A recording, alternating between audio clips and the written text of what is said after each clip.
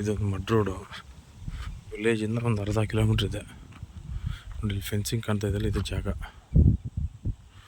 3 ಎಕರೆ 1 ಗುಂಟೆ ಇದೆ. ಒಂದು ಅರ್ಧ ಎಕರೆ ಖರಾಬ್ ಬರುತ್ತೆ.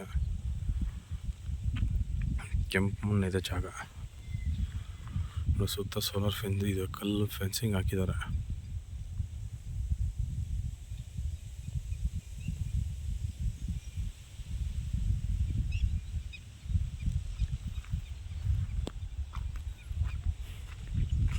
ಕೆಂಪು ಮಣ್ಣು ಈಗ ಡೆವಲಪ್ಮೆಂಟ್ ಮಾಡಿರೋದು.